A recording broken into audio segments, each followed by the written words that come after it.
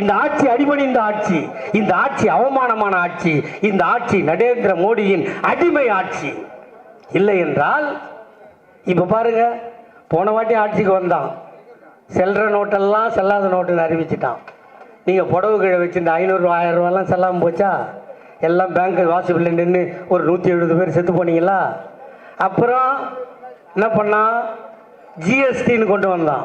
ஜிஎஸ்டின்னு கொண்டு வந்து இங்க இந்த ஸ்டீல் பட்டரெல்லாம் மூட்டான், லேத்து பட்டரை மூட்டான், எல்லாம் பண்ணிட்டான். இப்போ என்ன கொண்டு வந்திருக்கான்? குடியுரிமை திருத்த சட்டம் இல்லையா? அதுக்கு தான் பேரு CAA.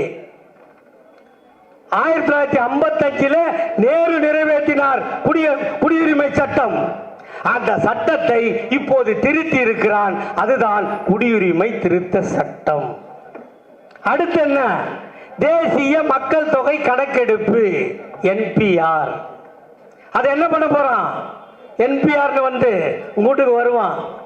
நீ யாரு, உங்க அம்மா யாரு, உங்க அப்பா யாரு, உங்க தாத்தா யாரு, எல்லாத்தையும் கேட்பான்.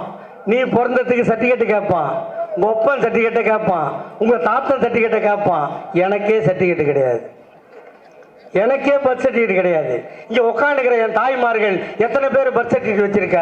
இருக்குன்னா இருக்குன்னு, இல்லைன்னா கையை தூக்கி ஆட்டு. இவ்வளவு பேருக்கு பர்த் சர்டிஃபிகேட் இல்லை. இப்ப உனக்கே இல்லை, உங்க அப்பனுக்கு பர்த் சர்டிஃபிகேட் எங்க போவ? உங்க தாத்தனுக்கு பர்த் சர்டிஃபிகேட் எங்க போவ? எல்லாம் என்ன சொல்லியிருக்கான்? எல்லா கட்சிக்காரனும் அதிகட்சிக்காரன் பூரா எந்த முஸ்லீமுக்கும் பாதிப்பு இல்லை, எந்த முஸ்லீமும் பயப்பட வேண்டாம், முஸ்லீமுக்கு மட்டும் பாதிப்பு இல்லடா நைனா, இங்க இருக்கிற மீன்காரன் குடும்பத்துக்கும் பாதிப்பு தான். நீ பர்த் சர்டிஃபிகேட் காட்டி ஆகணும், உங்க அப்பா சர்டிஃபிகேட்டை காட்டணும், உங்க தாத்தா சர்டிஃபிகேட்டை காட்டணும். இல்லைன்னா உன்னை டவுட்டுன்னு நோட் பண்ணிட்டு போயிடுவான். முடிஞ்சிருச்சா? NPR கதை முடிஞ்சது. அடுத்து NRC, தேசிய குடிமக்கள் பதிவேடு. அதில் உன்னை ரிஜிஸ்டர் பண்ணுவான். ரிஜிஸ்டர் பண்ணும்போது இவன் டவுட்டுன்னு எழுதி கொடுத்துட்டானா, அவனும் டவுட்டுன்னு போட்டுருவானா, ரிஜிஸ்டர் ரெடி ஆகிடும். நீ யாரு? இந்தியாவில் வசிக்கிற குடிமக்கள் இல்லை, நீ ஒரு டவுட்டுக்கு இடமான ஆளு. இந்த டவுட்டை யார் கிளியர் பண்ணோம்? நீயே தான் கிளியர் பண்ணிக்கணும். மொத்தத்தில் நரேந்திர மோடி என்ன சொல்ல வர்றாருன்னா, முஸ்லிம்களுக்கென்று 3 நாடு இருக்கிறது. பாகிஸ்தான், வங்காளதேசம், ஆப்கானிஸ்தான் 3 நாடு இருக்கு. இந்தியர்களுக்கு இந்தியான்ற ஒரே நாடு தான் இருக்கு. அதனால அங்கிருந்து வந்த நீங்க எல்லாம் அங்க போயிடுங்க, இந்துக்கள் மட்டும் இங்க இருக்கணும்னு சொல்றியே. அமெரிக்காவுக்கே தெரியாம அணுகுண்டு போட்டானே எங்க தாத்தா அப்துல் கலாம், அவன் யாரா? இந்துவா? சொல்லு, அவன் யாரு? இந்துவா? இந்திய நாட்டுக்காக உலகெங்கும் போய் கிரிக்கெட் விளையாடி இங்கே கப்புகளை கொண்டு வந்து அடுக்கி காட்டினானே அசாருதீன், அவன் யாரு? இந்துவா? சொல்லுங்க நீங்க. இந்த மண்ணில் பிறந்து, இந்த மண்ணில் வாழ்ந்து, இந்த மண்ணில் சொத்துக்களை சேர்த்து தன் பிள்ளைகளை படிக்க வைத்து இங்கே வாழ்ந்து கொண்டிருப்பவனை யார் சொல்றா நீ எல்லாம் எங்கிருந்து வந்தியா அங்கேயே போயிடுன்னு? இப்ப நான் கேட்கிறேன், நம்மளுக்கு பர்த் சர்டிஃபிகேட் கேட்கறான். நரேந்திர மோடிக்கு பர்த் சர்டிஃபிகேட் இருக்கா? அவன் டிகிரி படிச்சேன்னு சொல்றான். அவன் படிச்ச காலேஜில் போய் பார்த்தா சர்டிஃபிகேட் இல்லை. ஸ்மிருதி இரானின்னு ஒரு மந்திரி இருக்கா, எப்படி இருப்பான்னு உங்களுக்கே தெரியும். அவளும் படிச்சேன்றா, அவ படிச்ச காலேஜில் இல்லை. நம்ம கிட்ட கொஞ்சம் பேருக்கு பர்த் சர்டிஃபிகேட் இருந்திருக்கும். அது எப்போ காணாமல் போயிருக்கோம்? 2015 வந்து சென்னை முழுகுச்சு இல்லை, அப்போ இருந்த பர்த் சர்டிஃபிகேட்லேருந்து எல்லாம் காணாமல் போயிருக்கும். சரி, பர்த் சர்டிஃபிகேட் இல்லை, நீ என்னத்தை காட்டுவ? நீங்க எல்லாம் நினைக்கலாம், முன்னாடிலாம் வந்து ரேஷன் கார்டு இருந்துச்சு, நான் இங்கே தான் வாழறேன்னு சொல்றதுக்கு ரேஷன் கார்டு. எந்த கார்டு? புக்கு மாதிரி இருந்துச்சு இல்லை, கலைஞர் ஐயா கொடுத்தார புக்கு, அது இருப்பிட சான்று. இப்போ புதுசா ஸ்மார்ட் கார்டு கொடுத்துட்டாங்க. அந்த கார்டை திருப்பி பாரு, அதில் என்ன போட்டிருக்கான்? இது இருப்பிட சான்றுக்கான அடையாளம் இல்லை. இருக்கா இல்லையா? ஸ்மார்ட் கார்டு பார்த்திருக்கியா? பாரு. அப்புறம் என்ன சொன்னா, எல்லாரும் ஆதார் கார்டை நொட்டினா தான் நீங்க எல்லாம் இந்தியாவில் வாழறீங்கன்னு அர்த்தம் சொன்னான். எல்லாரும் போய் ஆதார் கார்டு எடுத்தோமா? எடுத்து முடிச்சிட்டீங்களா? அந்த ஆதார் கார்டை திருப்பி பாரு.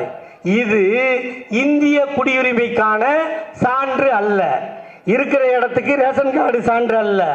இந்திய குடிமக்களுக்காக ஆதார் கார்டு இல்லை. அப்ப என்ன மைத்த காமிச்சு நான் இந்தியாவில் தான் இருக்கேன்னு சொல்லணும்னு சொல்றானே இந்த நரேந்திர மோடி.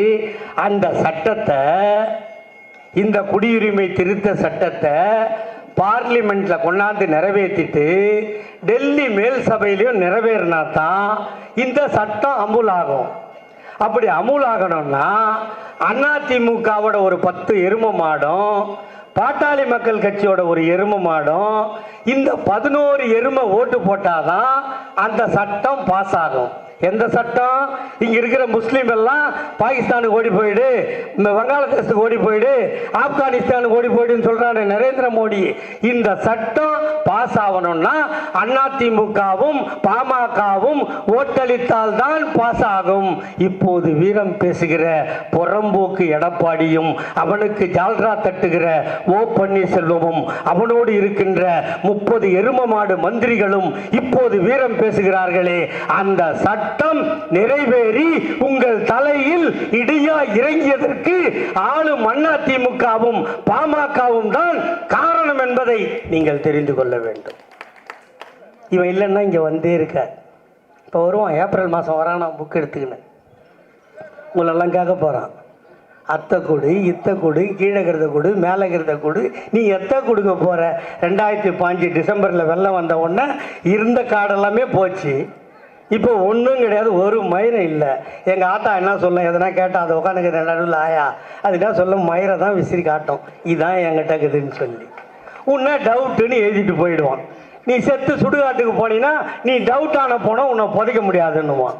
இவ்வளவு பெரிய அவமானத்துக்கும் இவ்வளவு பெரிய அழிவுக்கும் காரணம் எடப்பாடி அரசு, அதற்கு துணை போன பாட்டாளி மக்கள் கட்சி.